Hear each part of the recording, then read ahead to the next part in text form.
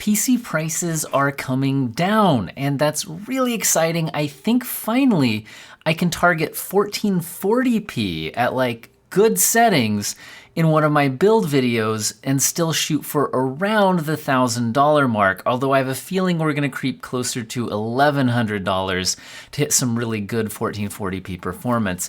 Now, anyway, I'm gonna talk you through all my decisions, and the number one needs to be our CPU. And right now, it's really interesting because AMD has fired back against Alder Lake in the not really budget, but value gaming CPU market. And that's with the 5600 non-X. But the 12400F still offers a lot of performance. And we're targeting a kind of upper mid-range, 1440p kind of build here. So TechSpot has a really interesting review of the 12400F up against the 5600 non-X. And what they're looking at here is GPU scaling. So in various games, at various resolutions, how do these processors stack up against each other? What kind of GPU can they drive? We're targeting 1440p here.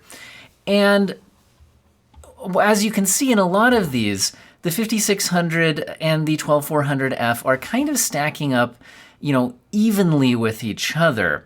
Although when they do pull apart, it does seem to usually be the 12400F giving the GPU a little bit more room to operate. But even up to something like an RTX 3070, which is about the top end of performance we might be able to hit in this video, and maybe even a little bit less at this price range on the full build, they're looking pretty close. Although once again, there are certainly titles here where it is looking like I think the 12400F just has the slight edge here.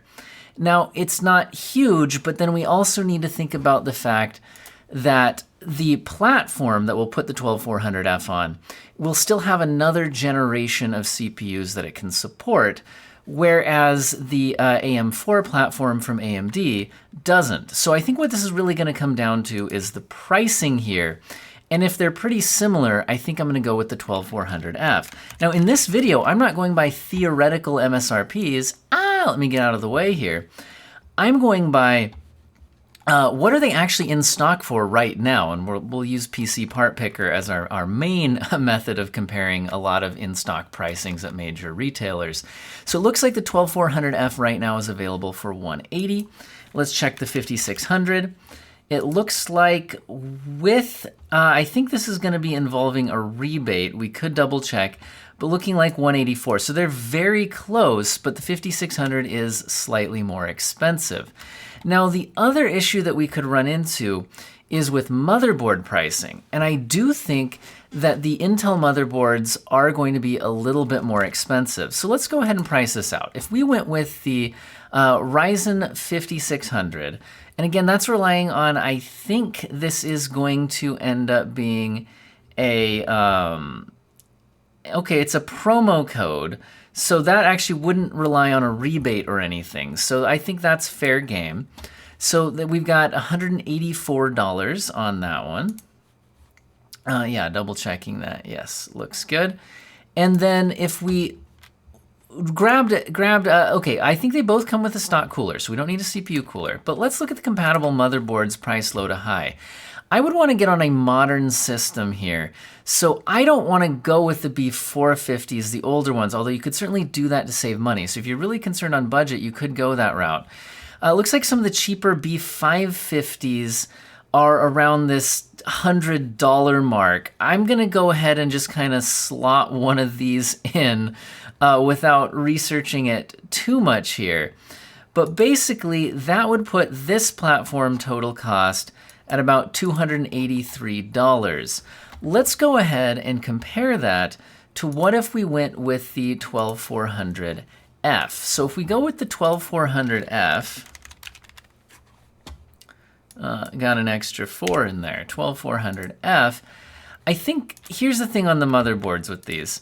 So if we go with an actual B660, The cheapest one available is this ASRock model that has very poor reviews, and if we're considering the upgrade potential down the line, which at this type of build I think I am, that one is a bit limiting. So to jump up to something like the Gigabyte B660M DS3H, it is a bit more expensive than what we were spending on the AMD system, so this is slightly more expensive. Now I'm just gonna say, you can go ahead and pick either route that you wanna go with here if you're actually following along with this build.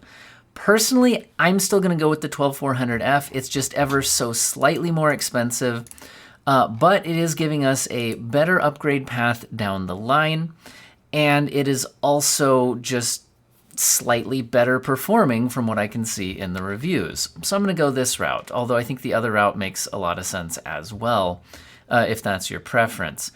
Okay, now memory-wise, okay, how much should you spend on memory? Well, that really depends, I think, on whether you're shooting for like high refresh rate esports or whether you're shooting for more single player GPU limited. In other words, are you going to be GPU limited most of the time? If you are, and your build is for gaming, I don't think the memory is nearly as expensive, it's not nearly as important as a lot of people would make out. And that's why I am going to just look at the kind of cheapest 2x8 configurations available here and save that money and put it towards the GPU. Because if you're GPU limited, then honestly your CPU and memory, as long as they can keep up to wherever your GPU is getting limited, you're kind of fine.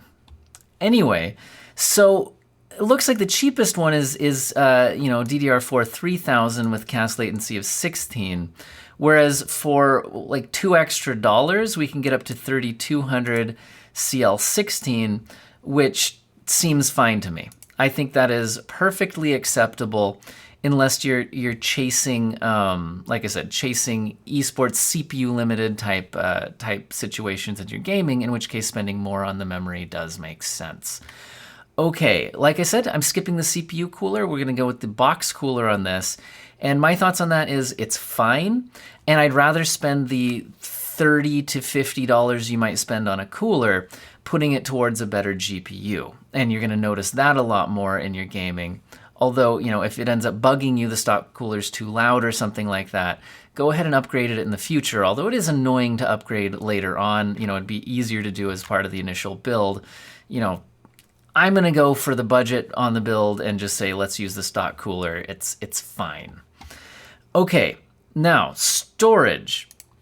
I do think if we're targeting like a solid 1440p system here, I don't want to cheap out on the SSD. So I am going to search for definitely an SSD. We are absolutely not going hard drive here. Just please get those out of your system unless it's some kind of mass storage for, I don't know, guys.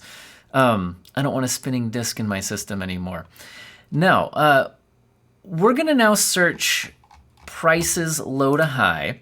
And I don't want to just get the cheapest SSD because, well, you could go with, a non-NVMe, a SATA drive or something and save just a few dollars. Even the cheapest M.2s really are about the same price. But I'm going to go ahead and scroll down here and just look. I'd be willing to spend an extra $10 or $15 to get something that I know is actually reviewed well.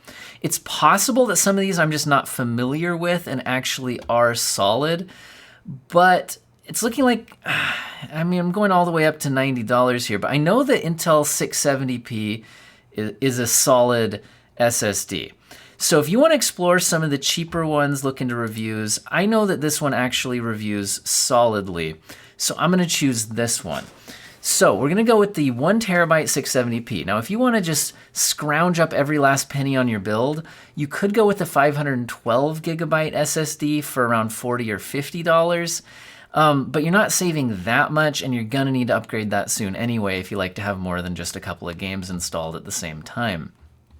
Okay, now, the video card is definitely the biggest deal, but let's go ahead and throw the rest of the system together, and then we'll take a look at video card pricing, because that is going to for sure be the hardest thing to figure out. Okay, the case. I don't want to spend a lot. Sometimes Phanteks has some decent, kind of more budget cases. Personally, I have a Phanteks case, although it's not a budget case, and I like it quite a bit. Okay, the P300A, when it's at its lower price, could make sense, but I don't believe it comes with fans. I think maybe just one rear fan, no front fan, so you'd have to pay for fans, which I don't like. The P360A comes with 2 fans. I wish it also came with a rear fan. But I think currently they're the same price, and this is definitely the better of the two. You could certainly spend more money on a better case here, like the P400A, I think is certainly better, but it's also more money. So I'm going to go for this $80 deal on the P360A. I think that's still a bit more than I'd like it to be, but I think that's going to be a solid case without breaking the bank. And again, you can feel free to put more money there if you'd like. Now let's check into power supplies. So I'm focusing this build on it not just being absolutely bare bones to barely support what we currently have. I'd like it to be able to support at least one GPU upgrade and at least one CPU upgrade. But again, to maybe, CPU may be high end in the future, next gen and higher end might be worth upgrading to.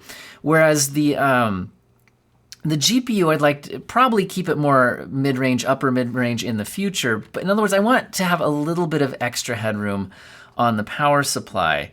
So, I mean, as a few of these models look fine. I'd like to save a bit of money.